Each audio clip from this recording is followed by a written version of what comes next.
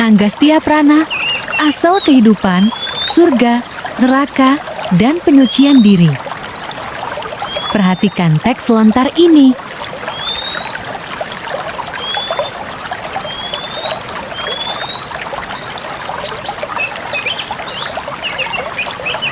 Sang putra kembali menghaturkan sembah dan berkata, "Ya Paduka Sang Resi, mohon dijelaskan dengan terang agar hamba dapat memahaminya."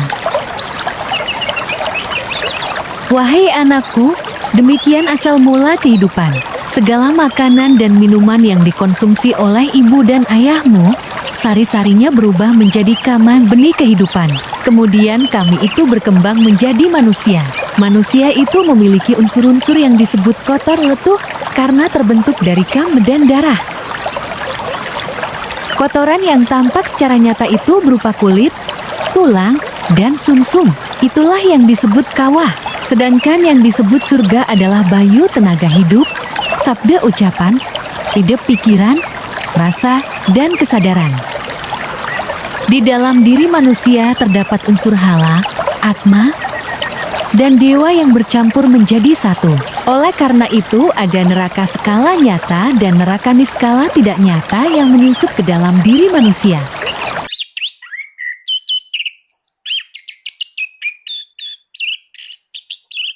Sang Resi menjelaskan bahwa neraka tidak hanya ada setelah kematian, tetapi juga dapat dialami selama hidup. Neraka skala nyata. Neraka skala adalah penderitaan yang tampak pada tubuh, seperti buta, peceng, cacat, atau sakit perut, kematian yang buruk, gondok, buntung, atau kehilangan anggota tubuh, lumpuh, penyakit berat, gila, epilepsi, atau ayan. Semua penderitaan fisik tersebut merupakan bentuk neraka yang nyata dalam kehidupan manusia. Neraka niskala tidak nyata. Neraka niskala adalah penderitaan batin, antara lain hati yang selalu tersakiti, pikiran yang gelisah, bayu, sabda, dan idep yang tidak terkendali, perasaan yang penuh penderitaan, keinginan bunuh diri, menggantung diri, menyakiti diri sendiri, mengamuk tanpa kendali. Semua itu merupakan manifestasi pertarungan unsur dewa dan kala dalam diri manusia. Menurut Sang Resi, dalam tubuh manusia terdapat dua kekuatan yang selalu berdampingan. Unsur dewa melambangkan kebijaksanaan, kesadaran, kebenaran, kesucian, kasih sayang. Unsur hala melambangkan kemarahan, kebencian, keserakahan, kebodohan, nafsu yang tidak terkendali. Karena kedua unsur tersebut hidup bersama dalam diri manusia, maka kehidupan menjadi arin perjuangan antara terang dan gelap. Apabila unsur hala lebih dominan, manusia mengalami penderitaan lahir dan batin. Apabila unsur dewa lebih dominan, manusia mendekati keadaan surga dalam kehidupannya.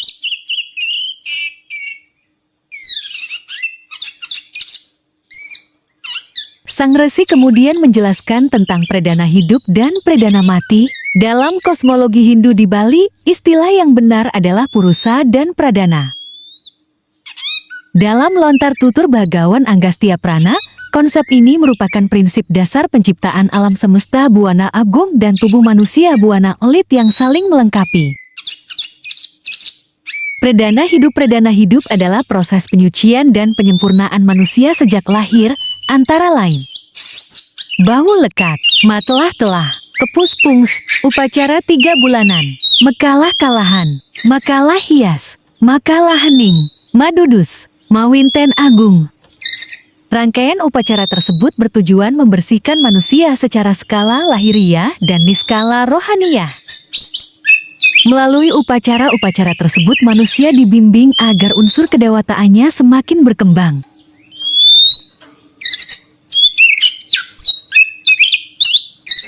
Ajaran ini mengandung pemahaman mendalam bahwa manusia lahir dari perpaduan unsur jasmani dan rohani. Tubuh fisik berasal dari unsur duniawi yang tidak kekal. Surga dan neraka bukan hanya tempat setelah kematian, tetapi juga keadaan yang dapat dialami selama hidup.